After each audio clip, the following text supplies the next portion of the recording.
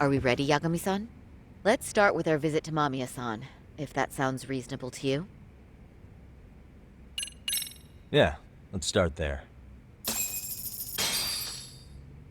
So, the victim's story is completely in line with her court testimony, huh? That's correct. There wasn't anything new to pick up. Unfortunately. In which case, should we look into the murder video instead? Like, figure out how they made it? Let's not get ahead of ourselves here. Whether that tape's fake or real, someone had to put it online, right? Do we have any theories on who that might be? Well, the footage showed enough of the surroundings to make the crime scene clear. As somebody who's been there, I can confirm that the blood splotches match what you see in the footage. Which means...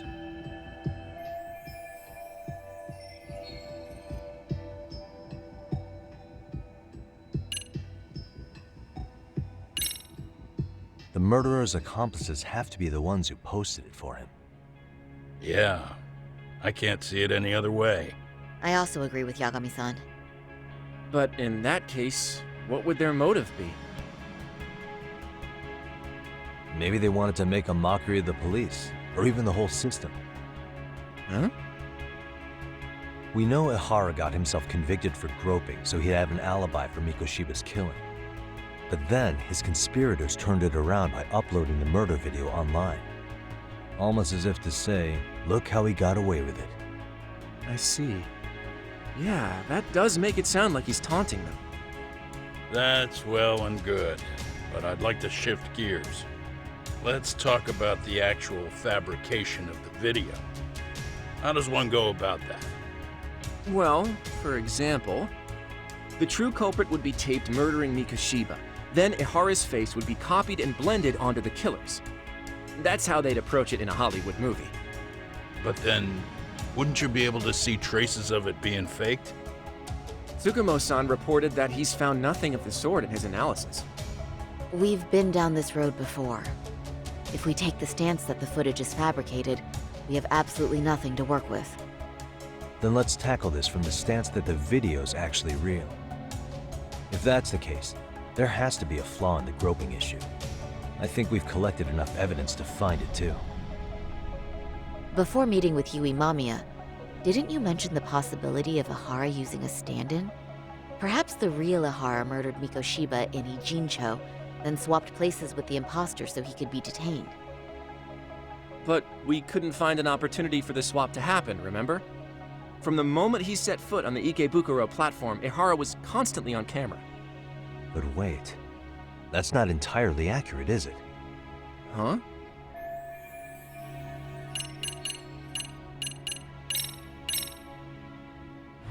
Remember how we mocked up a diagram of the Shinjuku Station platform? Yeah. Oh, wait! That's it! You could be onto something. There's a point where Ihara wasn't on camera at all. What is this point you speak of? Let's all go over the diagram so that everything will be clear. Here's what I want you to see. What the? Suspicious. It's very brief, but there's a moment where Ihara and Mamiya-san can't be seen by the security cameras. The dotted lines on the arrow represent the camera's blind spot. It does appear so. So you're saying this is where the groper, the fake Ihara, traded places with the real one? Can't say it's impossible, right? Right. Except if that actually happened, Mamiya-san would have been right behind them at the time. Could the two really swap places without her noticing? In a crowd like that, I think it's feasible. If that really was Ihara's plan, then I'd say he was being careless. Careless? How? Well, on the day of the incident, the station was packed for morning rush hour. That means there was no solid guarantee the assailant could make the switch. He could have been nailed by any random passerby before reaching the blind spot. Good point. Not only that, if Mamiya-san had called for help while the train was still moving, then the first Ihara would have been caught before even reaching the platform. Oh, I mean, yeah! Called it. Think about it, Yagami-san. Why would Ihara's accomplices meticulously plan out every last detail of this alibi, only to leave such a crucial component to chance, as Hoshino-kun pointed out? Oh, just doing my job. True. Good work, Hoshino-kun. In fact, I think that may back up my own take on it. Yeah? What if everything, including the appearance of leaving the plan to chance, was part of the plan? Can you expound on that? I'm saying I agree that such an airtight alibi wouldn't have allowed for contingencies. And that takes the question to another level. Just how far did they line up the pieces in advance to make the swap work? Are you saying there's more to it than we discussed? What did we miss?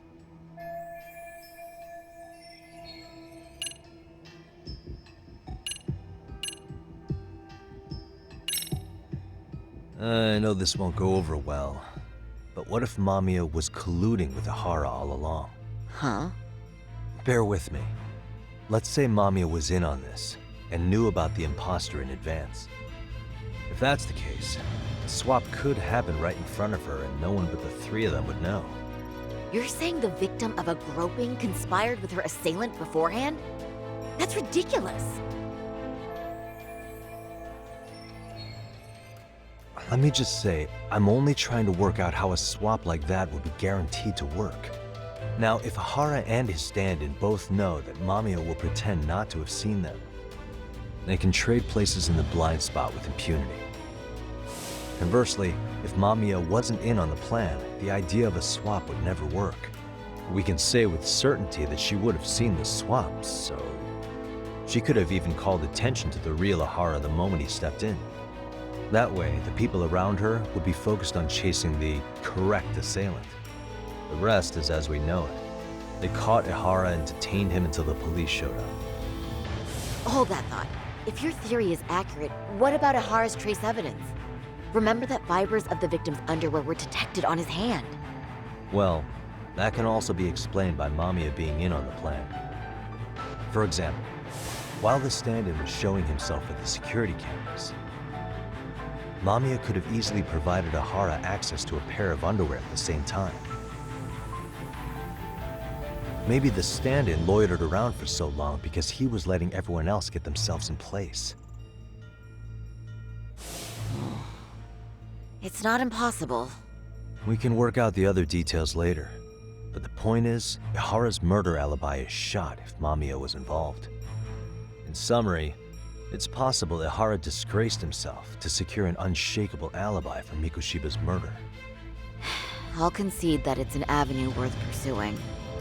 And when it comes to the prosecution, they can't just admit they got the first case so wrong. Plus, they can't question Ihara about Mikoshiba's murder. In fact, their only option is to claim the tape was faked. So he managed to make a farce out of the system after all. Well, his court case for his son's bullying did get more or less thrown out, didn't it? The school, the investigative committee, and the court all agreed there wasn't enough evidence to convict anyone. No surprise for me that the guy held a grudge against the system for so long. Hold on. Before we all decide on this, What's up? the obvious question to me is why would Mamiya be party to such a crime? She appears more than financially stable, and she's even raising a child.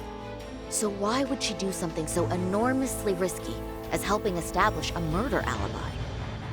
Yeah, I haven't gotten that far yet. But maybe she was promised something that far exceeds the risk. Or maybe Ihara has some kind of dirt on her even? Enough to make her help with a murder? What sort of secret would be big enough to force someone into that corner? What info do we have on Mamiya anyway? Maybe we can spot a connection to Ihara through her profile. I'll pull her information. Just a second. Oh, I just thought of something else those two would have guaranteed by working together. What's that? If Ihara wanted to use this crime as a murder alibi, he needed it to blow up into the public eye. But if he had chosen a victim who stayed silent, then nothing would have come of it. A solid plan would need to eliminate that variable, which means Mamiya being an accomplice was crucial to Ihara's success. That's true. Looks like Ihara pulled one over on the prosecution then. Had his accomplices right where he wanted them, even his victim. Once we learn how he's connected to Mamiya, We can root out the rest of his team. Let's see. According to her file, her maiden name is Yui Suzuki. 30 years old, so that's consistent. Originally from Ota, Tokyo. Attended a private high school called Kurakawa Academy. Later graduated from Toto University. Huh. Met her husband on the job, apparently. Her husband, Taichi Mamiya, is an industrial designer at Techno Zeta Inc. 6 years ago, she gave birth to their only son, Sota-kun, who's now in first grade. Hold on. You said she went to Kurakawa Academy? I heard that name in Ijincho. If I recall correctly...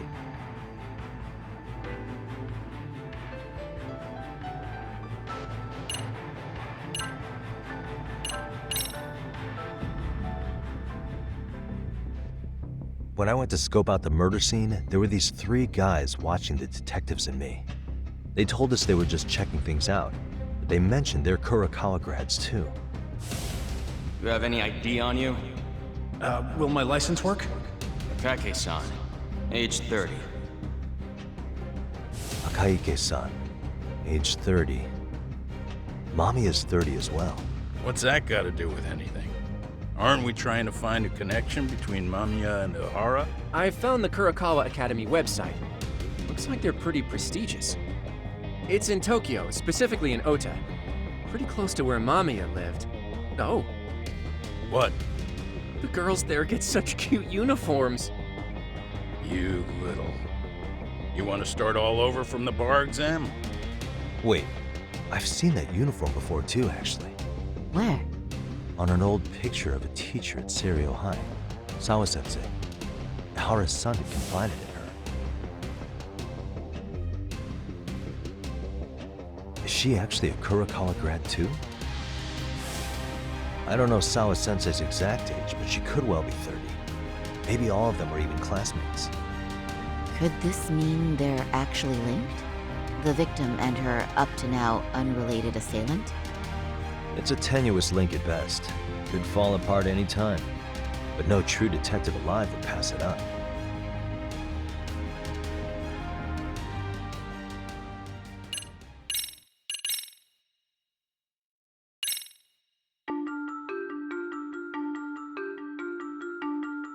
A previously unseen link is established between the groper and the victim. Charting out their relationship is akin to tracing a spider's web. But with each false thread ruled out, only the improbable truth remains. Ihara orchestrated the groping as a diversion, and by tarnishing his name, he secures both an alibi and his ultimate revenge.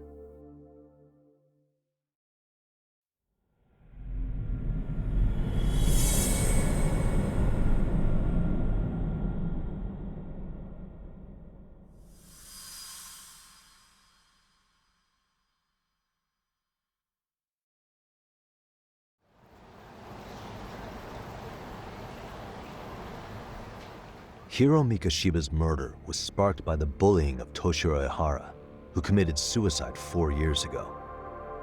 The graphic video that hit the net showed the world how Toshiro's father, Akihiro Ihara, had brutally avenged his son. We also know the father had accomplices. On October 7th at 6:30 a.m., they forced Mikoshiba into a vehicle, took him to an abandoned building, and gravely injured him. Then, around 7:30 a.m., the time frame when Ihara killed Mikoshiba, the other conspirators were probably nearby, even though they weren't on camera. At the same time, 30 kilometers away at Ikebukuro Station, a man who looks like Ihara is caught on camera. We'll call that guy the stand-in. The stand-in made sure he was in front of the cameras for more than an hour before boarding the 9:06 a.m. train, the same one Yui Mamiya was on. After committing sexual battery on that train, he meets the real Ihara in the camera's blind spot, and they change places. That's how he established a false alibi for Mikoshiba's murder. And to achieve this, the victim, Yui Mamiya, had to have been in on it from the start.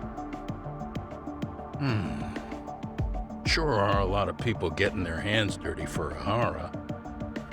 Mamiya, Ahara's stand-in on the train, the guys who kidnapped Mikoshiba.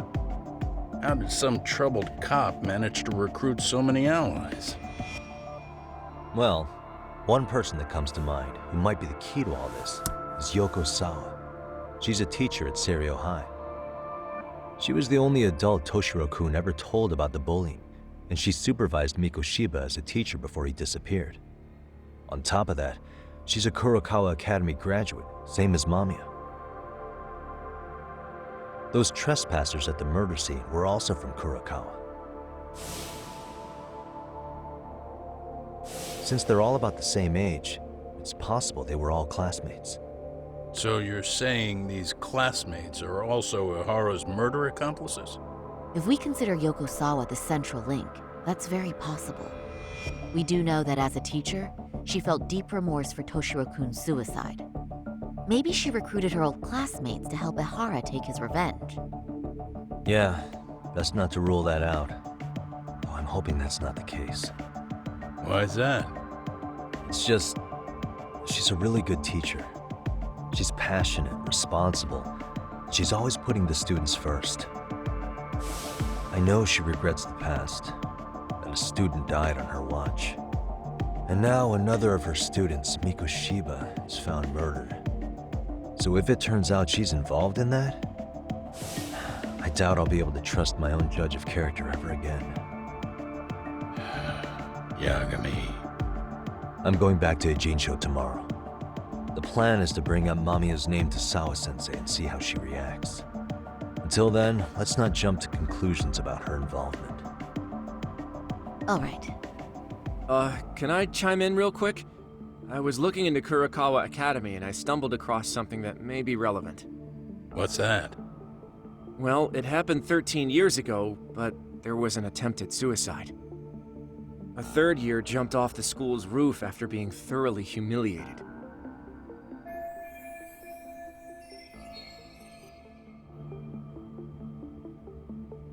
Actually, Sawa-sensei mentioned that. She said it was a boy in her class. Right, that's gotta be the same case then. The student's name was Mitsuru Kusamoto. He's 30 now, but still in a coma. Huh, and all that info's on the net? It wouldn't be normally, but his mother happens to be Vice Minister of the Ministry of Health. Ever heard the name Reiko Kusamoto? Not once. I have. It was on the news. They were talking about her and her son. Well, do you remember the uproar in the health ministry when Vice Minister Ichinose got arrested? Apparently, his successor couldn't contain the resulting chaos, which is when Kusamoto-san got tapped to lead. They couldn't afford another criminal scandal, so her promotion was out of the blue. She was a safe choice, a veteran with tenure and experience. Not to mention, her son's tragedy made people see her as a more sympathetic figure. Very popular. She's kind of a new generation heroine, so to speak. Huh. Is any of that relevant to the case at hand, though? Who knows? But Reiko Kusamoto and Ahara both have children who were bullying victims. I don't think that's a connection we can afford to overlook, if you ask me. Okay, so Kusamoto's son. What exactly happened to him? Let's see. He was bullied by a fellow third year at his school, Shinya Kawai. The records say he harassed Mitsuru-kun every day, in and out of school. Well, one time he even stuffed dirty rags in his mouth. That's so cruel. Yeah, and the teacher was a real piece of work. Apparently he knew, but he just smirked and said, "Don't overdo it." Oh, I remember now. The media pounced on that one hard. If they were classmates, then both Sawa-sensei and Mamiya would know about this. And maybe because they couldn't save Mitsuru-kun, their guilt left them open to Ahara's persuasion. But to prove that, we'll have to hear from them directly. I'll talk to Sawa-sensei first thing tomorrow. That'd be helpful. In the meantime, I'll be working on Ahara's appeal. It's clear they missed something important in the trial, since Ahara is apparently innocent of sexual battery, being that he was out committing murder at the time. What started as a simple harassment case sure has blown up big.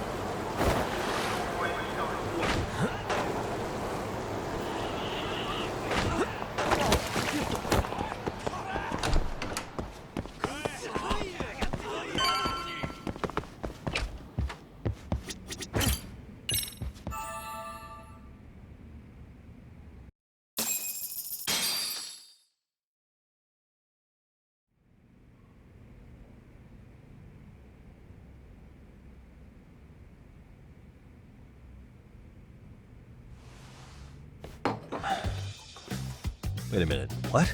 Yo, you took your sweet time, but I got the gist of it.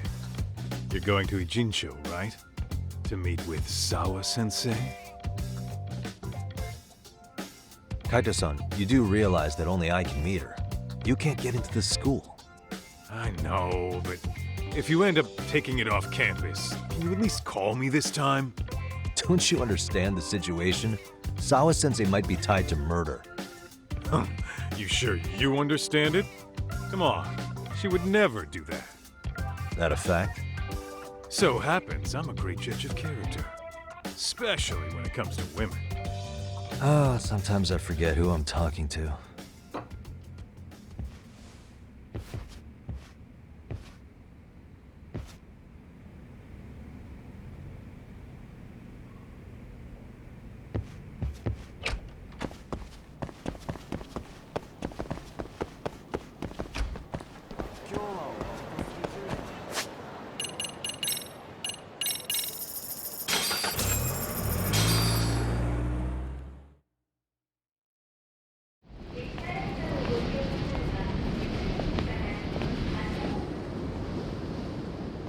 Well, first stop, it's gotta be Chinatown.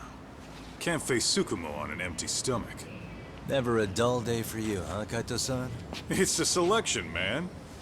I've already worked out the math. I figure if I hit 4 or 5 places a day... What? What's up? Check that out. It's Akutsu. Kamurocho thugs are looking pretty out of place here. Yo! Akutsu! What are you fools doing in town? Hey, don't ignore me! It's Kaito! Fancy seeing you here! I'm kind of busy here, man. Catch you later. What an asshole. Ijincho's a long way from home. And he's traveling with a small army. Would he have come all this way because of us? Nah, we just caught him totally off guard. He's not out here for us. Gotta be something else. But something's not right if they're just cruising around.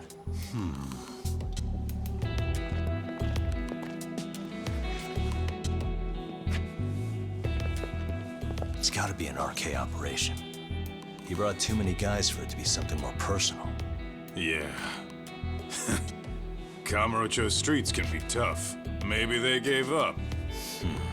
Well, whatever they came out here to do, we ought to keep our noses the hell out of their business. But you better hustle. You're gonna be late for class. I'll catch you after school.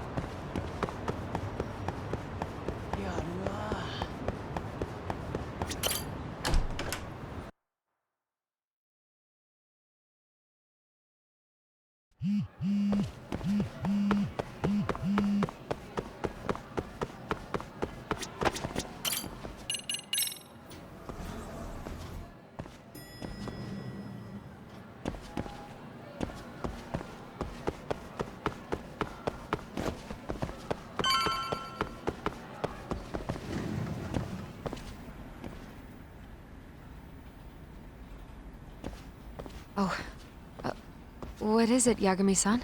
Sensei, do you have a minute? I saw the video of Mikoshiba-kun. So you did. That video, right? I thought Ehara-san was convicted for a sex offense. How could he be in that video killing Mikoshiba-kun? But then that video looked so real. Most likely it is. As you unfortunately had to witness, Ehara-san committed murder with his own two hands. Which means as far as the groping that day goes, there's some deception at work. Deception? Are you familiar with Ehara-san's victim in the case?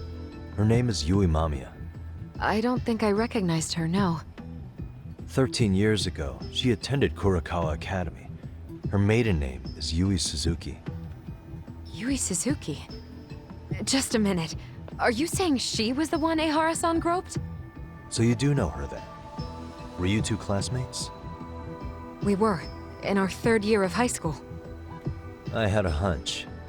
You didn't know she was the victim of that whole incident? I mean, it's just so hard to believe. Does this all seem like a wild coincidence to you then? Your old student's father gropes one of your high school classmates at a station with 3 million daily travelers. What are you implying? I'm saying your old friend Yui might be cooperating with Ehara-san, as in she only played the part of a victim. She might have even known it was all to hide a murder. What? But why? Why would she do that for him?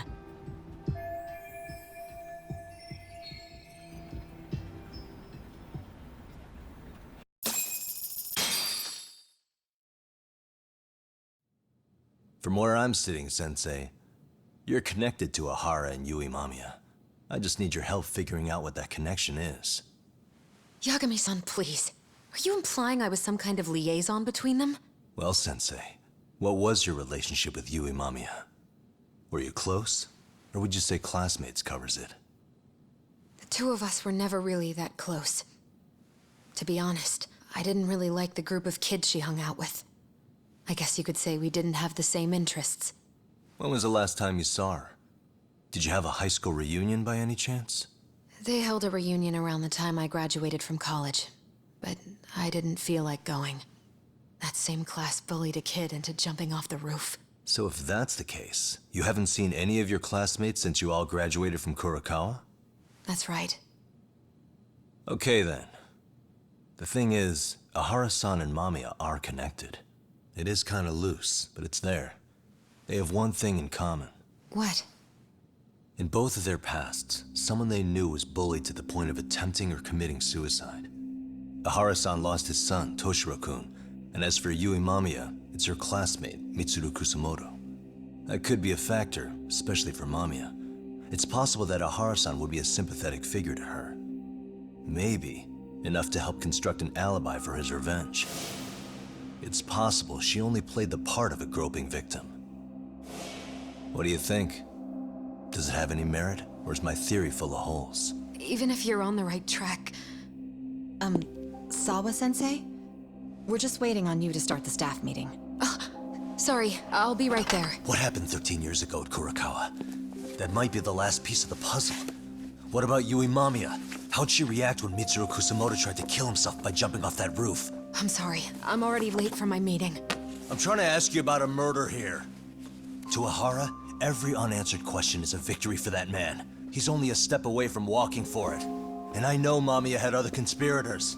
It took more than one person to murder Mikoshiba. They're still at large, even as we speak. I'll be honest. I came here today with the suspicion that you might be more involved in this murder than you're letting on. A suspicion? Nothing you've said has made me feel any better about it. And what should I do about that, huh? I just want you to tell me, how are Ehara-san and Mamiya connected beyond what I've already figured out? I think you have the key to that answer, even if you don't know that you're the one holding it. It's like a lock, and until I figure out how to get through it, I'm gonna keep picking at it. I told you, I'm late for a meeting. I'll be here when you get back. Have a good meeting. Suit yourself.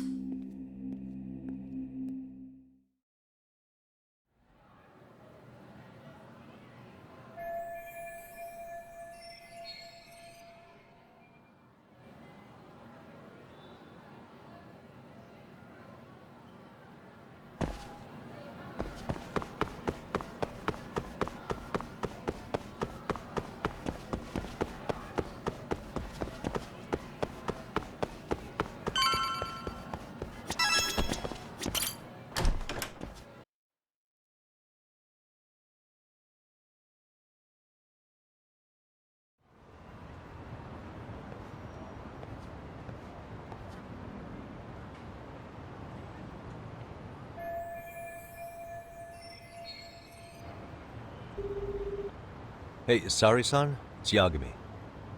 Hey, did you manage to talk to Sawa-sensei? Yeah, turns out she really was in Mamiya's class. And they were both aware of the suicide incident with their classmate. Good to know. While we're on the topic, Hoshino-kun got his hands on some new info. Let's hear it. The bully at Kurokawa High was named Shinya Kawai. He transferred out right after Mitsuru-kun jumped, as if he were running away. Once he came of age, it looks like he worked here in Kamurocho. Wow. You really can find a lot online. Yes, and to top it off, Kawai earned a reputation for talking about how he drove a classmate to suicide. Like he's proud of it. Maybe he thought he'd get a laugh in Kamurocho. Probably would.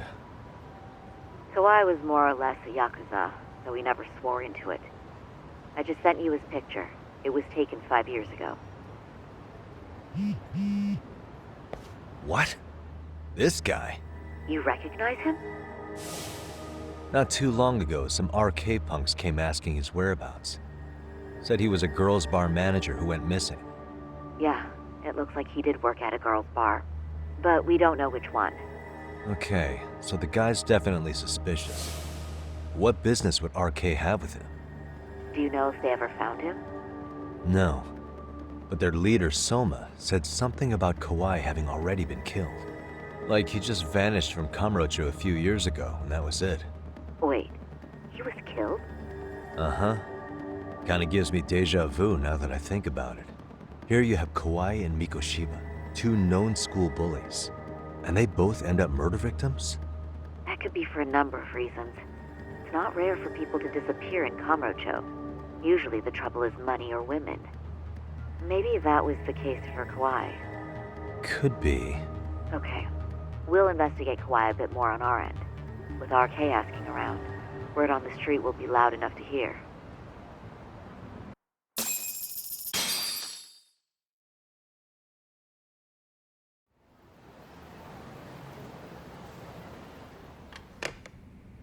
How was it, Saori-san? What did Yagami-san have to say?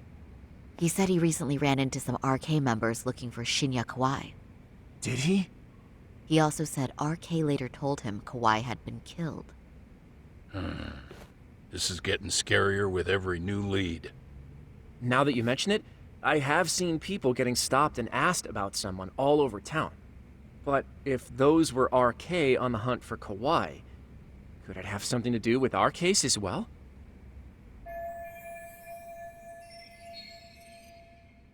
I'm honestly not sure how RK could be involved in all this. I'm going out for a bit, Hoshino-kun. Do me a favor and keep digging up what you can on Kawai.